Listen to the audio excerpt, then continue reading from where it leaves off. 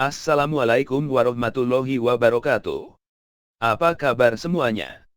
Mudah-mudahan selalu dalam lindungan Allah Subhanahu wa Ta'ala. Amin. Tidak ada kesuksesan tanpa kerja keras. Tidak ada keberhasilan tanpa kebersamaan. Tidak ada kemudahan tanpa doa. Manfaat pembelajaran. Peserta didik dapat mengidentifikasi makhluk di sekitar, dan memanfaatkan berdasarkan sifat-sifatnya untuk mempermudah dalam kehidupan sehari-hari. Tujuan pembelajaran.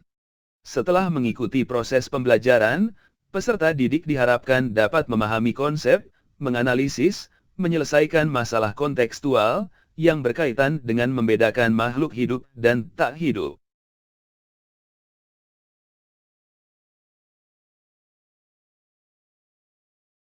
Ayo kita identifikasi benda-benda di sekitar kita.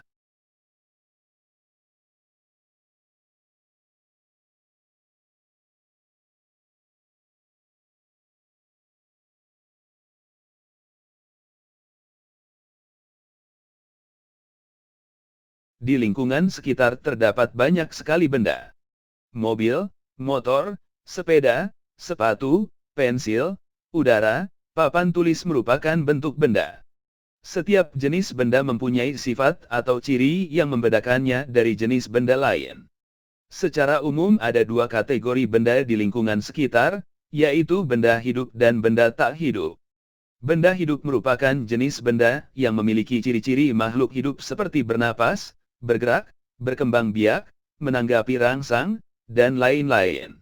Benda tak hidup merupakan jenis benda yang tidak memiliki ciri-ciri hidup, contohnya batu, pasir, rumah, dan lain-lain.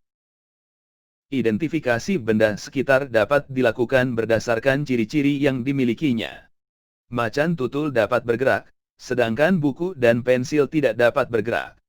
Macan tutul dapat berkembang biak, sedangkan buku dan pensil tidak dapat berkembang biak. Benda-benda di sekitar mempunyai ciri-ciri berikut. Bentuk benda yang berbeda-beda. Ukuran benda yang berbeda-beda. Warna benda yang berbeda-beda. Keadaan permukaan benda berbeda-beda. Bahan penyusun benda berbeda-beda.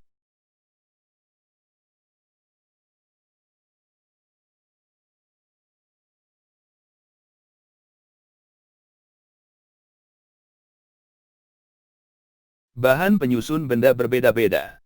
Adapun penjelasan masing-masing sebagai berikut. 1. Ukuran benda.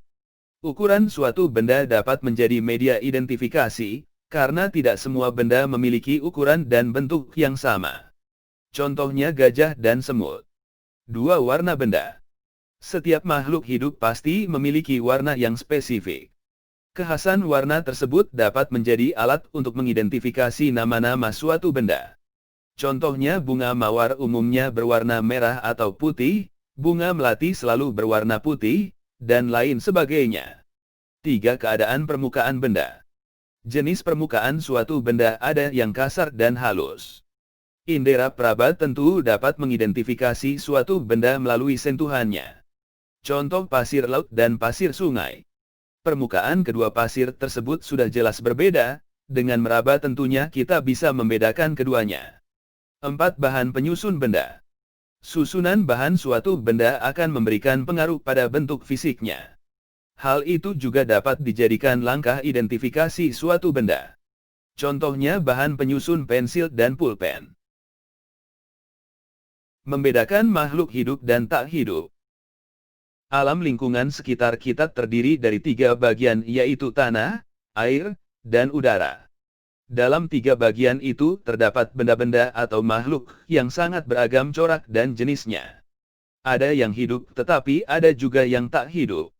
Misalnya dari lingkungan sekitar yang dapat kita temukan tentunya ada manusia, beberapa jenis hewan seperti ayam, anjing, kucing, cicak, cacing dalam tanah, ikan dalam air, burung terbang di udara. Ini termasuk makhluk hidup. Ada juga benda-benda seperti batu, tanah, air sungai, air laut, debu, angin, sampah, rumah, ini termasuk benda tak hidup. Mengapa ada yang dikelompokkan ke dalam makhluk hidup, tetapi ada juga yang termasuk benda tak hidup? Apakah yang menjadi dasar pembedaan dua kelompok ini? Apakah yang paling mudah untuk diamati dan dijadikan dasar pembedaan dua kelompok ini? Hal yang paling mudah untuk diamati adalah karakteristik atau ciri-ciri. Sebagai salah satu ciri, misalnya manusia dan hewan bisa berkembang biak memperbanyak diri, tetapi batu, tanah tidak bisa berkembang biak, maka berdasarkan ciri ini manusia dan hewan termasuk makhluk hidup, sedangkan batu dan tanah termasuk benda tak hidup. Ini baru satu ciri berkembang biak, kenyataannya masih ada lagi beberapa ciri yang mendasari pengelompokan makhluk hidup dan benda tak hidup. Coba cari beberapa ciri lagi yang bisa menjadi dasar pengelompokan ini.